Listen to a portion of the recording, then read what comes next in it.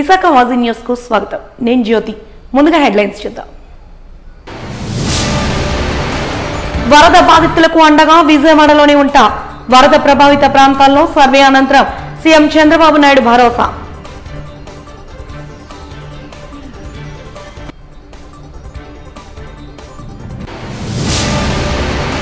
పాలస్తీనాపై Israel దాడులను తక్షణమే ఆపాలి. యుద్ధం వద్దు, ప్రపంచ శాంతి ముద్దు పేరిట సిఐటియు ఆధ్వర్యంలో శాంతి ర్యాలీ.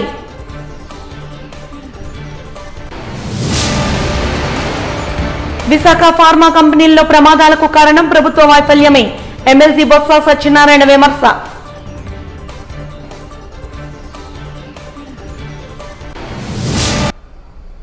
ఇక వివరాల్లోకి వెళ్తే తెలుగు రాష్ట్రాల్లో వర్షాలు దంచి కొడుతున్న విషయం తెలిసిందే. ఈ క్రమంలోనే చాలా చోట్ల వరదలు ప్రజలను ఇబ్బందులు పెడుతున్నాయి. ఈ క్రమంలోనే ఆంధ్రప్రదేశ్ సీఎం చంద్రబాబు నాయుడు రాష్ట్రంలోని వరదలపై సర్వే చేశారు. అనంతరం ఆయన మీడియాతో మాట్లాడుతూ ముంపు బాధితుల ఇబ్బందులు ప్రత్యక్షంగా చూశానన్నారు. బాధితులకు న్యాయం జరిగే వరకు అండగా ఉంటానన్నారు. ఇంత వరదను ఏనాడు ఊహించలేదన్నారు. తన రాజకీయ జీవితంలో ఇలాంటి వరదలు ఎప్పుడూ చూడలేదన్నారు. అవసరమైతే మళ్లీ వస్తానని, అధికారులను అందుబాటులో ఉంచుతానని పేర్కొన్నారు. ప్రతి ఒక్కరి కష్టాన్ని చూశానన్నారు. అందరికీ ఆహార పదార్థాలు సరఫరా చేస్తామన్నారు. లోతట్టు ప్రాంతాల వారు దగ్గరలోని పెద్ద బిల్డింగుల్లోకి వెళ్లాలని సూచించారు. పెద్ద బిల్డింగుల వాళ్ళు పెద్ద మనసుతో అందరికీ సహకరించాలని కోరారు. బోట్లు లేకపోవటం వల్ల కొంత జాప్యం జరుగుతోందని, గంటకు పరిస్థితి మానిటర్ చేస్తున్నానని తెలిపారు. 24/7 అందుబాటులో ఉండి అందరూ సురక్షితంగా బయటపడే వరకు విశ్రమించనని చంద్రబాబు నాయుడు తెలిపారు.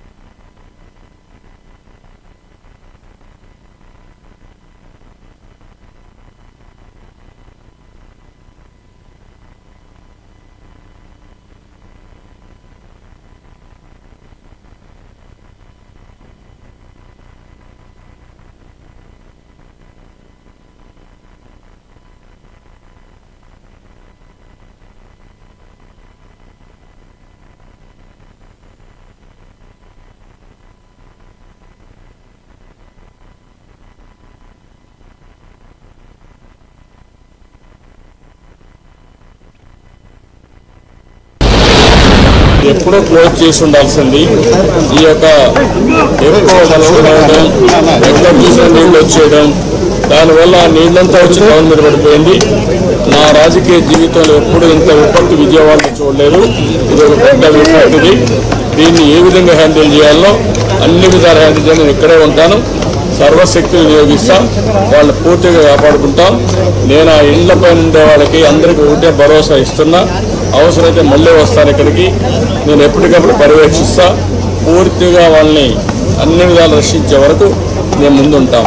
అదే మరి ఇప్పుడు బోట్స్ అన్ని పెడతాం. వాళ్ళకు కావాల్సిన నిత్యావసర వస్తువులన్నీ సరఫరా చేస్తాం. మంచినీళ్ళు పంపిస్తాం. మీరు కూడా తొందరపడద్దండి.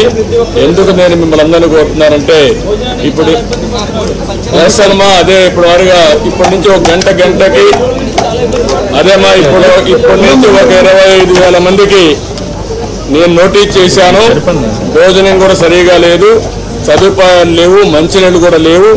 మొత్తం నేను టెస్ట్ చేస్తాను. బోట్ల ద్వారా అవే పంపిస్తాను. ఎవరైనా ఆరోగ్యం బాగాలేకుండా ముసలి వాళ్ళు కానీ చిన్నపిల్లలు ఉంటే వాళ్ళు బయట తీసుకొద్దాం.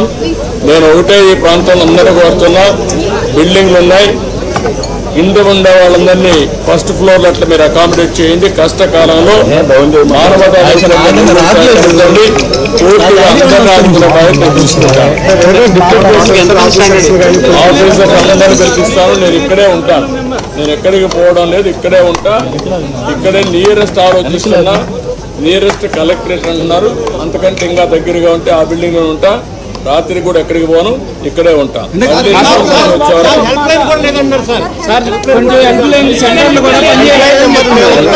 మొత్తం హెల్ప్ లైన్ పెడతాను. హెల్ప్ లైన్ పెడతాను, ఇప్పుడే ఇస్తాను, ఆఫీసు పోతానే. హెల్ప్ లైనే కాకుండా నేనే కూర్చుంటా, మీకు గంటకి మీకు న్యాయం జరిగే వరకు అన్ని విధాలా కాపాడుకునే వరకు నేను ఇక్కడే ఉంటా, అన్ని చేస్తాను.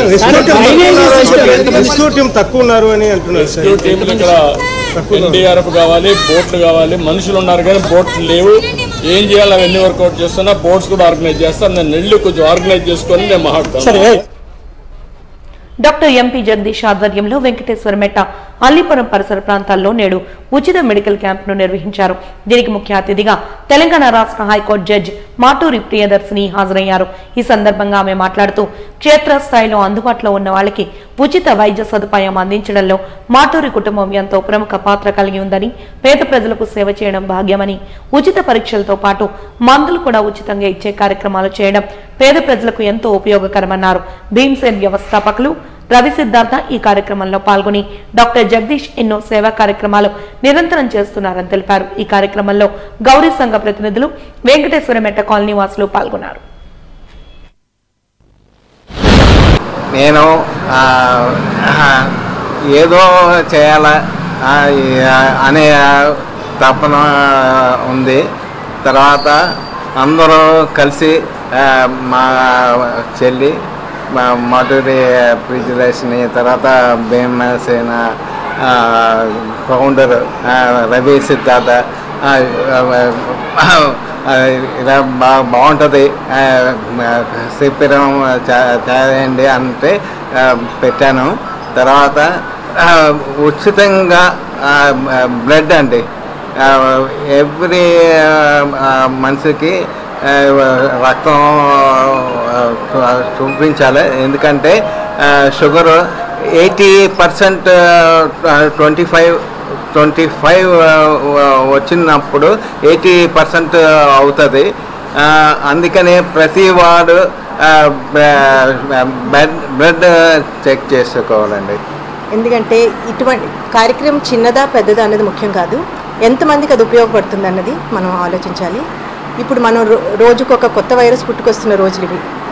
అలాగే రకరకాల వ్యాధులకి మూల కారణమైనటువంటివి చాలా చిన్న టెస్టులతోనే బయటపడుతూ ఉంటాయి. సో వీరు ఇక్కడ టెస్టులు కూడా నిర్వహిస్తూ ఉన్నారు. ఆ మినిమం టెస్టులు లైక్ షుగర్ టెస్ట్ కానీ బీపీఏ కాకుండా ఇతరత్ర చిన్న చిన్న టెస్టుల్లో అనేక దీర్ఘకాలిక వ్యాధులు కూడా బయటపడే అవకాశం ఇన్ టైం అవి కానీ బయటపడినట్టయితే ప్రాణాంతక వ్యాధుల నుండి కూడా బయటపడే అవకాశం ఉంది. కాబట్టి ఇంత చక్కటి కార్యక్రమాన్ని నిర్వహిస్తున్నటువంటి ఈ అసోసియేషన్ మా జగదీష్ గారికి కానీ భాను గారికి కానీ నేను అభినందనలు తెలియజేస్తున్నాను. అలాగే ఉచితంగా వారు మెడిసిన్స్ కూడా ఇస్తున్నారని తెలిసింది. ఈ ఉచితంగా వారు మెడిసిన్స్ కూడా ఇస్తున్నారు కాబట్టి ఇక్కడ ఉన్నటువంటి ప్రజలు కూడా ఈ కార్యక్రమాన్ని సద్వినియోగపరుచుకుంటారని భావిస్తున్నాను.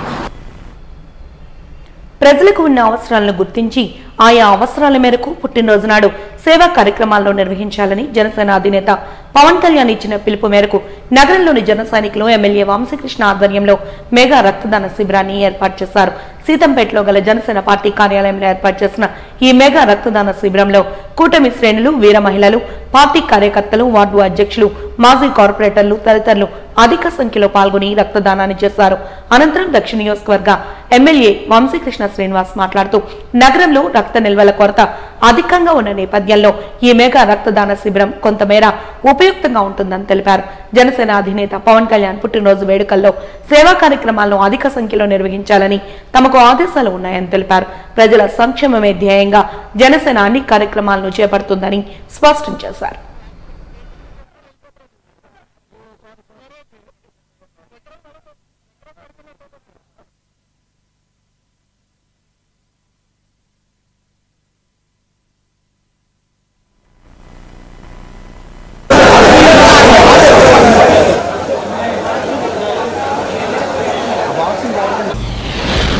రానున్న రోజులు ఇంకా ఇలాంటి కార్యక్రమం చేసేందుకు ప్రజలు ప్రోత్సహిస్తూ ఉన్నారు.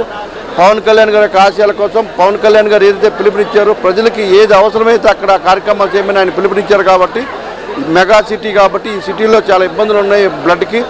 ఆ కొరత తీర్చడానికి ఇలా ఈ బ్లడ్ క్యాంప్ పెట్టాం. ప్రజలు అందరూ కూడా దీంట్లో పాల్గొని విజయవంతం చేయాలని ముఖ్యంగా ఈ కార్యక్రమంలో పాల్గొని ఇవాళ బ్లడ్ ఇస్తున్నటువంటి వాళ్ళకి బ్లడ్ కార్యక్రమంలో పాల్గొన్న అందరికీ కూడా ఖచ్చితంగా ఇవాళ పవన్ కళ్యాణ్ గారి మీద అభిమానంతో మనం 100 మంది నుండి 500 మంది వస్తూ ఉన్నారు, స్వాగతిస్తూ ఉన్నాం. బ్లడ్ ఇచ్చిన ప్రతి ఒక్కరికి కూడా మనస్ఫూర్తిగా పేరు పేరున ధన్యవాదాలు.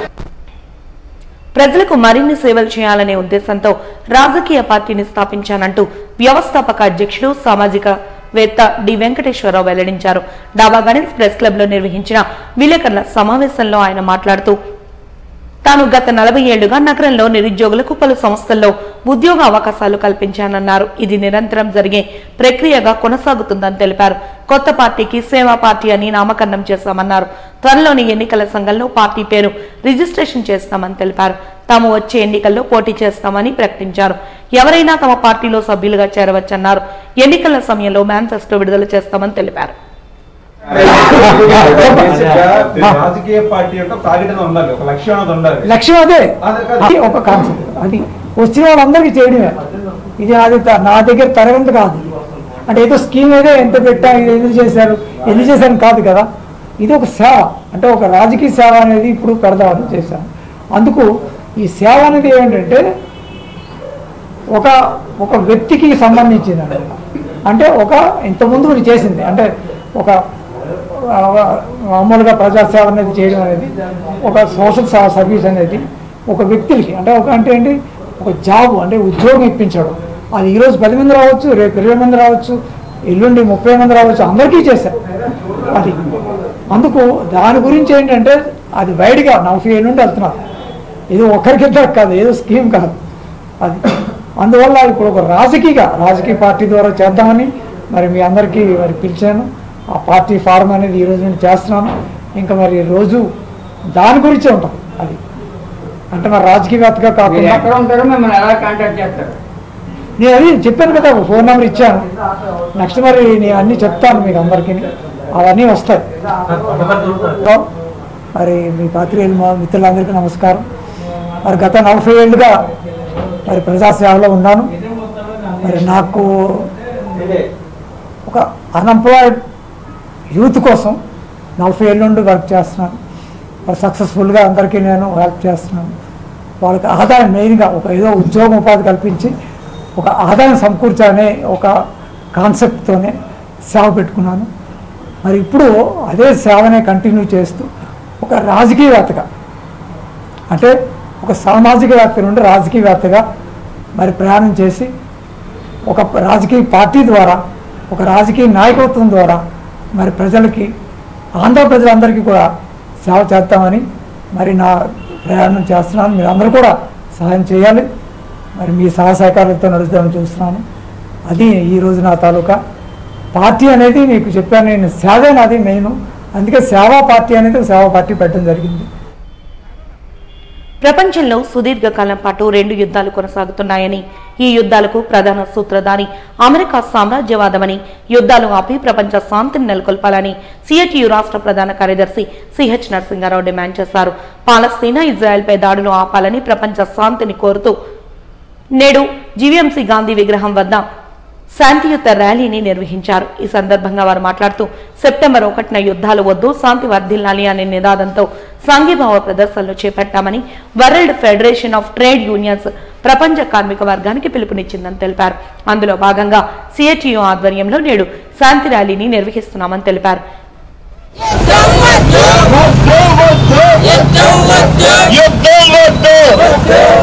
ప్రపంచ శాంతి కావాలి, ప్రపంచ సామ్రాజ్యవాదం నశించాలి, అమెరికా సామ్రాజ్యవాదం నశించాలి.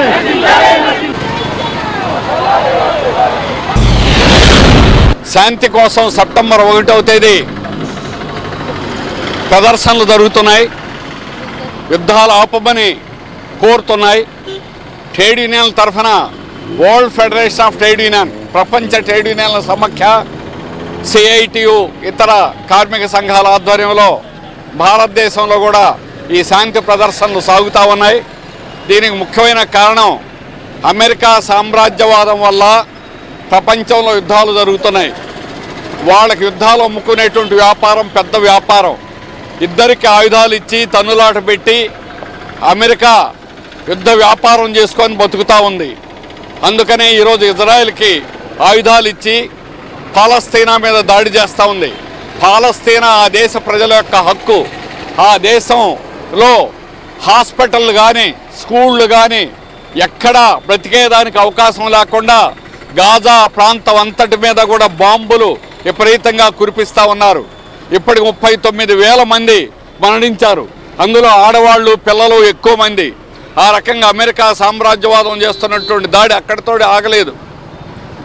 ఈరోజు ప్రపంచంలో అనేక దేశాల మీద గతంలో కూడా ఆ రకంగానే దాడి చేయడం జరిగింది. ఇరాన్ మీద దాడి చేసింది, ఇరాక్ మీద దాడి చేసింది, ఇరాక్ అధ్యక్షుడిని ఉరిదీయడం జరిగింది. ఆ రకంగా ప్రపంచంలో ఎవడైనా నేనే లీడర్ని, నేను చెప్పినట్టు తినాలా, లేకపోతే నేను ఏదైనా చేస్తాను అని బెదిరించేదానికి ఇటువంటి పద్ధతులు అనుసరిస్తూ ఉంది. అలాగే నాటో కూటమిని ఉక్రెయిన్ దగ్గర దించడానికి ప్రయత్నం చేసింది. ఉక్రెయిన్ నాటో దేశంలో భాగంగా చేర్చుకుంది. అందుకనే ఈరోజు రష్యా ఉక్రెయిన్ మధ్య యుద్ధం జరుగుతుంది. ఈరోజు 2 ప్రధాన యుద్ధాలకు కారణం అమెరికాయే కారణం. అందువల్ల ఈ యుద్ధాలు ఆపాలని, ప్రపంచవ్యాప్తంగా శాంతి కావాలని ఈరోజు కార్మిక సంఘాలు, సోషలిస్ట్ భావాలు కలిగిన వారంతా ప్రపంచవ్యాప్తంగా పోరాడుతున్నారు. అందులో భాగమే ఈ శాంతి ప్రదర్శనలు. ప్రపంచంలో శాంతి అనేది ముఖ్యం. 2 ప్రపంచ యుద్ధాలు రావడానికి కారణం సామ్రాజ్యవాదాల యొక్క ఆ దేశాల విస్తరణ కాంక్ష మాత్రమే. ఆ రకంగానే జపాన్ అనేక దేశాలు ఆక్రమించుకుంది, అమెరికా ఆ రకంగా ఆక్రమించుకున్నది, జర్మనీ ఆక్రమించుకోవడానికి చేసినటువంటి ప్రయత్నంలో భాగమే హిట్లర్ నాయకత్వంలో జరిగినటువంటి 2వ ప్రపంచ యుద్ధం. దాని రష్యా, యూరప్ ఒక చివరిలో ఉన్నటువంటి జర్మనీ, 2వ చివరిలో ఉన్నటువంటి రష్యా దాకా వెళ్ళింది. రష్యాలో 1000 కిలోమీటర్ లోపలికి వెళ్ళిన తర్వాత స్టాలిన్ అక్కడ గీత గీసి హిట్లర్ని తరిమి కొట్టడం జరిగింది. హిట్లర్ ఆత్మహత్య చేసుకున్నాడు. వాళ్ళ సైన్యం లక్షల మంది చావడం అనేటువంటి జరిగింది. ఆ విధంగా సోషలిస్ట్ విజయం వచ్చినటువంటి క్రమంలో మొదటి ప్రపంచ యుద్ధం తర్వాత లెనిన్ ప్రకటించింది ఫస్ట్ డిక్లరేషన్ ఏమంటే శాంతి వర్ధిల్లాలని, శాంతి డిక్లరేషన్ అనేటువంటిది. ఎటువంటి యుద్ధాలు జరగకూడదు, ఈ రోజు నుంచి శాంతి అనేటువంటి ప్రపంచం అంతా కూడా ఉండాలని మొదటి ప్రపంచ యుద్ధాన్ని ఆపగలిగింది స్టాలిన్. 2వ ప్రపంచ యుద్ధాన్ని ఆపినటువంటి స్టాలిన్ నాయకత్వంలో హిట్లర్ని చంపడం వల్ల ఆగడం అనేటువంటి జరిగింది. గడాఫీ ఈరోజు పాలస్తీనాకి నాయకుడిగా ఉన్నాయన, ఆయన ఒకప్పుడు పాలస్తీనాయే మనకు అత్యంత మిత్రుడు. ఆ గడాఫీతో కలిసి మన దేశం అలీన ఉద్యమం అని ప్రపంచంలో ఉన్న అనేక దేశాలతో కలుపుకొని ఈ ఉద్యమాన్ని నడపడం అనేటువంటి జరిగింది. ఈరోజు ఆ గడాఫీని చంపింది అమెరికాయే. ఆ విధంగా ఈరోజు అమెరికా సామ్రాజ్యవాదం ఉన్నంత కాలం యుద్ధాలు ఉంటాయని లెనిన్ చెప్పిన సూక్తి ఈ రోజు కూడా వాస్తవం. అందుకని సామ్రాజ్యవాదం నశించాలి. మనం రోజు ఆర్థిక హక్కుల మీద పోట్లాడుతూ ఉంటాం. సోషల్ ఉంటే ఏ ఆర్థిక హక్కు గురించి ప్రత్యేకంగా పోట్లాడక్కర్లా. అన్ని ప్రభుత్వ రంగ పరిశ్రమలు ప్రభుత్వం కిందే ఉంటాయి. అందరికీ ఆరోగ్యం ఉంటుంది, అందరికీ పని ఉంటుంది, రైట్ టు వర్క్, అందరికీ పని హక్కు అనేది ఉంది, అందరికీ ఆరోగ్యం ఉంటుంది, అందరికీ విద్య ఉంటుంది. అంతకంటే ఏం కావాలి? తామరపత్ర గ్రహీత స్వర్గీయ రూపాకుల సుబ్రహ్మణ్యం 102వ జయంతి వేడుకలు ఆదివారం ఘనంగా నిర్వహించారు. Shri Gayatri welfare cultural youth academy, Rupakula Visalakshi charitable trust, ప్రకృతి చికిత్సాలయ సహకారంతో ప్రభుత్వ మహిళా డిగ్రీ కళాశాల ఎస్సీ హాస్టల్లో జరిగిన కార్యక్రమానికి Andhra medical college principal doctor Buchiraju ముఖ్య అతిథిగా విచ్చేశారు. ముందుగా సుబ్రహ్మణ్యం చిత్రపటానికి పూలమాలలు వేసి ఘన నివాళులర్పించారు. అనంతరం విద్యార్థులకు నోట్బుక్స్ పంపిణీ చేశారు. ఈ సందర్భంగా ఆయన మాట్లాడుతూ చిన్నతనం నుంచే దేశభక్తి పెంపొందించుకోవాలన్నారు. ప్రతి విద్యార్థి చదువులో ఉన్నత శిఖరాలను అధిరోహించాలన్నారు. ఐఏఎస్, ఐపీఎస్, వైద్యులుగాను, సైంటిస్టులుగాను ఉజ్వల భవిష్యత్తును రూపొందించుకోవాలన్నారు. మహిళలకు ప్రభుత్వం అనేక రంగాలలో 33% రిజర్వేషన్ను కల్పించిందని, నేటి ప్రపంచంలో అనేక దేశాలలో మహిళలు రాజకీయ రంగాల్లో ముందంజలో ఉన్నారన్నారు. ఈ కార్యక్రమంలో రాజీవ్ గాంధీ మానవ సేవ అవార్డు గ్రహీత, ఏపీ బీజేపీ వైద్య విభాగ కన్వీనర్ రూపాకుల రవికుమార్, ప్రకృతి వైద్య నిపుణురాలు శ్రీలక్ష్మి, హాస్టల్ వార్డెన్ అన్నపూర్ణ తదితరులు పాల్గొన్నారు.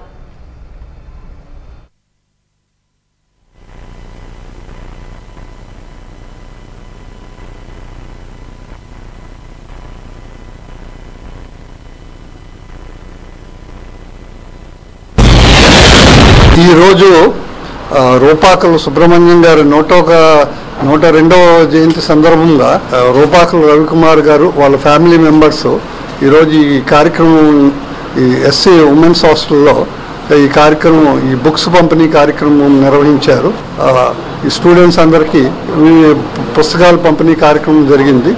ఈ దీంట్లో ఏంటంటే మెయిన్ ఉద్దేశం ఏంటంటే ఈ వీళ్ళందరూ భవిష్యత్తులో బాగా చదువుకొని బోత్ ఫర్ ఫ్యామిలీకి సొసైటీకి మంచి చేస్తారని కోరుకుంటూ ఈరోజు ప్రముఖ స్వాతంత్ర సమరయోధుడు తామరపత్ర గ్రహీత శ్రీ రూపాకుల సుబ్రహ్మణ్యం గారి 102వ జయంతి Shri Gayatri welfare cultural youth academy Rupakula Visalakshi charitable trust తరఫున నేచర్ క్యూర్ హాస్పిటల్ సహకారంతో ఈ నోట్ బుక్స్ పంపిణీ కార్యక్రమం మన ప్రభుత్వ మహిళా డిగ్రీ కళాశాల ఎస్సీ హాస్టల్లో విద్యార్థినులకు అందజేయడం జరుగుతున్నది. సమాజంలోని ఎవరు కూడా వెనుకబడిన వారు, ఆర్థికంగా స్తోమత లేని వారు అనే విధంగా లేకుండా సమానత్వం, ప్రధానమంత్రి మోడీ గారు కూడా సమానత్వాన్ని ప్రతిబింబిస్తున్నారు. వారికి ముఖ్యంగా ప్రభుత్వ హాస్టల్స్లో స్కూల్స్లో చదువుకునే మహిళల కోసము, విద్యార్థినుల కోసం మౌలిక వసతులు రూపకల్పన చేయడంలో కూడా ప్రధానమంత్రి ముందంజలో ఉన్నారు. సిపిఎస్ యూపీఎస్ విధానాలను రద్దు చేస్తూ ఓపీఎస్ విధానాన్ని అమలు చేయాలని ఆంధ్రప్రదేశ్ టీచర్స్ ఫెడరేషన్ రాష్ట్ర అధ్యక్షులు రామకృష్ణ డిమాండ్ చేశారు. ఈ మేరకు సిపిఎస్ చీకటి దినంగా సెప్టెంబర్ 1ని ప్రకటిస్తూ జీవీఎంసీ గాంధీ విగ్రహం వద్ద నిరసన ర్యాలీని చేపట్టారు. ఈ సందర్భంగా రామకృష్ణ మాట్లాడుతూ సెప్టెంబర్ 1న సిపిఎస్ విధానాన్ని అమల్లోకి తీసుకొచ్చారని గుర్తు చేశారు.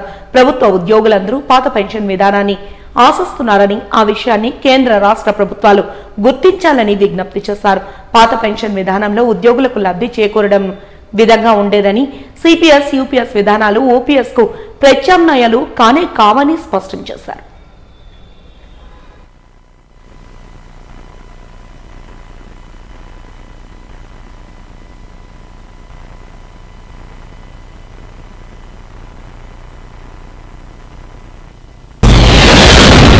ఈరోజు సెప్టెంబర్ 1 సిపిఎస్ చీకటి దినంగా లేదా వ్యతిరేక దినంగా భావించి ఈ సిపిఎస్, గత ప్రభుత్వం తీసుకొచ్చిన జీపీఎస్, మరి జాతీయ ప్రభుత్వం అంటే భారత ప్రభుత్వం తీసుకొచ్చిన యూపీఎస్ని ఈ మూడింటిని కూడా రద్దు చేసి మాకు ఓపీఎస్ మాత్రమే కావాలని చెప్పి కోరుతూ ఈరోజు ఏపీ టీచర్స్ ఫెడరేషన్ పక్షాన ఇక్కడ మేము నిరసన తెలియజేస్తున్నాం.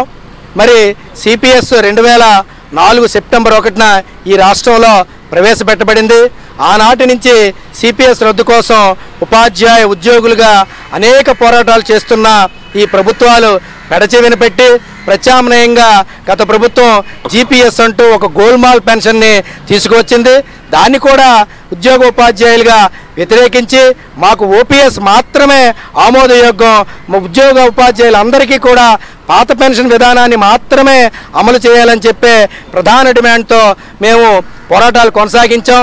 ఇటీవల భారత ప్రభుత్వం యూనిఫైడ్ పెన్షన్ స్కీమ్ అంటూ ఒక కొత్త విధానాన్ని జాతీయ స్థాయిలో తీసుకొచ్చి మేము సిపిఎస్ రద్దు చేయమని కోరుతుంటే కొన్ని రాష్ట్ర ప్రభుత్వాలు మేము ఓపీఎస్ని అమలు చేస్తామని చెప్పిన సందర్భంలో జాతీయ ప్రభుత్వం యూపీఎస్ అనే స్కీమ్ని కొత్తగా ఇటీవల ప్రవేశపెట్టి అవసరమైతే రాష్ట్ర ప్రభుత్వాలు దీన్ని అమలు చేయండి అని చెప్పడాన్ని కూడా తీవ్రంగా వ్యతిరేకిస్తూ మరి ఈరోజు చీకటి దినాన్ని పురస్కరించుకొని సెప్టెంబర్ 1 సిపిఎస్ వ్యతిరేక దినంగా పాటిస్తూ ఇక్కడ ఈ గాంధీ గారి విగ్రహం ముందు విశాఖ జిల్లా శాఖ ఏపీ టీచర్స్ ఫెడరేషన్ మరి నిరసనని తెలియజేస్తుంది. జిల్లా తెలుగుదేశం పార్టీ అధ్యక్షులు గండి బాబ్జీ జన్మదినోత్సవ వేడుకలు 29వ వార్డు టీడీపీ అధ్యక్షులు గణేష్ ఆధ్వర్యంలో జగదంబ కుడిలి వద్ద ఘనంగా నిర్వహించారు. ఈ వేడుకల్లో బాబ్జీ కుమారుడు వంశీ ముఖ్య అతిథిగా పాల్గొని కేక్ కట్ చేసి బాబ్జీకి శుభాకాంక్షలు తెలిపారు. ఈ సందర్భంగా 1000 మంది మహిళలకు చీరలు పంపిణీ చేశారు. అనంతరం వంశీ మీడియాతో మాట్లాడుతూ ప్రజల మనసు గెలుచుకున్న నాయకుడు గండి బాబ్జీ అని తెలిపారు. ఒక వ్యక్తి పుట్టినరోజు అంటే ఇంత పెద్ద సంఖ్యలో అభిమానులు, నాయకులు హాజరై జన్మదిన వేడుకలు నిర్వహించడం హర్షించదగ్గ విషయమన్నారు. దక్షిణ నియోజకవర్గంలో బాబ్జీ చేసిన అభివృద్ధి కార్యక్రమాల వెలనే ఇటీవల ఎన్నికల్లో కూటమి అభ్యర్థి అధిక మెజార్టీతో గెలుపొందారని అన్నారు. కార్యక్రమంలో టీడీపీ నాయకులు వచ్చిన రెహమాన్, బుచ్చా రామిరెడ్డి తదితరులు పాల్గొన్నారు.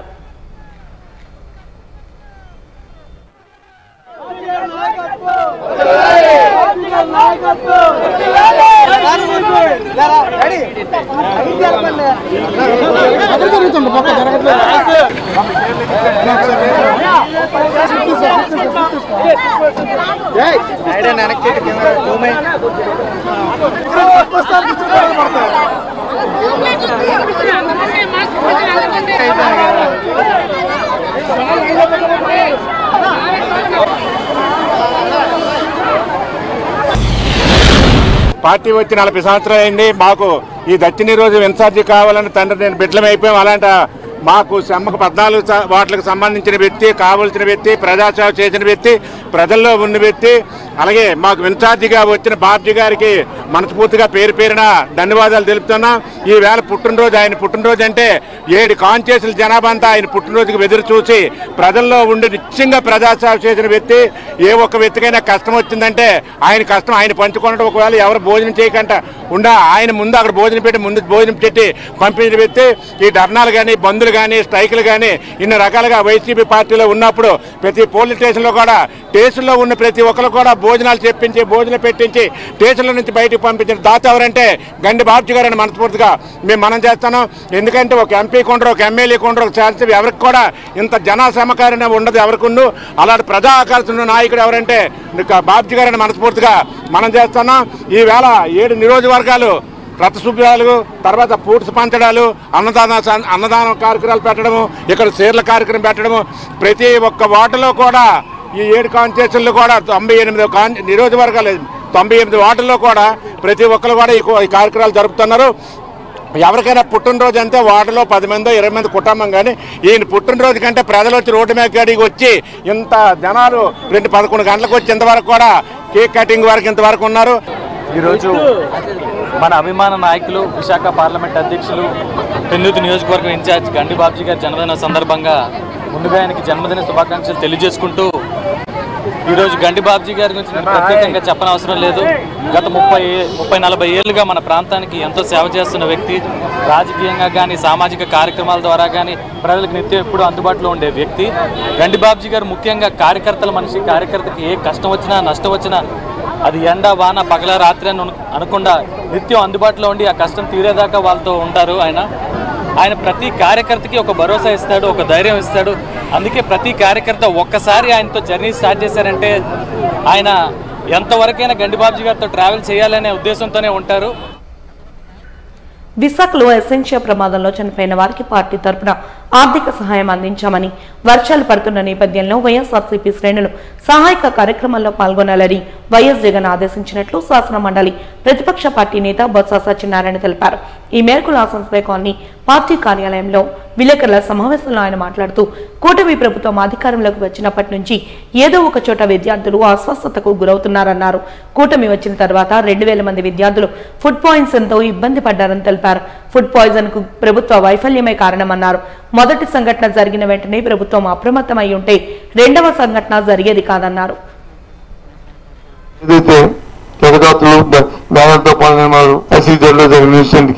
సుమారు 37 మంది చనిపోయిన వారికి, అలాగే గాయపడిన వారికి 38 మందికి, మొత్తం 55 మందికి అందరికీ కూడా వారికి ఆర్థిక సాయాన్ని ప్రకటన ప్రకారం ఇవాళ ప్రారంభించి ఇవాళ రేపటి ఇస్తున్నాము. ఈ వర్షాల్లో మా పార్టీ అధిక వర్షాలు ఉన్నాయి కాబట్టి మా కార్యకర్త అందరినీ మరొకసారి మీ ద్వారా అందరినీ కూడా మరి రిక్వెస్ట్ చేస్తున్నాము. ఎక్కడ ఏ చిన్న ఇన్సిడెంట్ జరిగినా మీకు అవకాశం మీరు కూడా పాల్గొని దాంట్లో సహాయ సహకారాలు అందించాలని పార్టీ కార్యకర్తలందరినీ కూడా కోరుతున్నాము. వాజీ న్యూస్ ముగించే ముందు హెడ్లైన్స్ మరొకసారి చూద్దాం. వరద బాధితులకు అండగా విజయవాడలోనే ఉంటాం. వరద ప్రభావిత ప్రాంతాల్లో సర్వే అనంతరం సీఎం చంద్రబాబు నాయుడు భరోసా.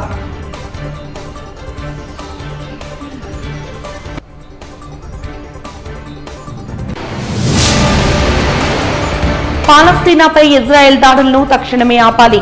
యుద్ధం వద్దు, ప్రపంచ శాంతి ముద్దు పేరిట సిఐటియు ఆధ్వర్యంలో శాంతి ర్యాలీ.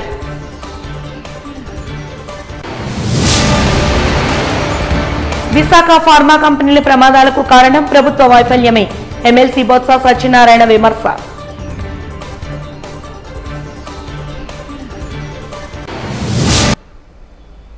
వాజీ న్యూస్ ఇంతటితో సమాప్తం. నమస్కారం.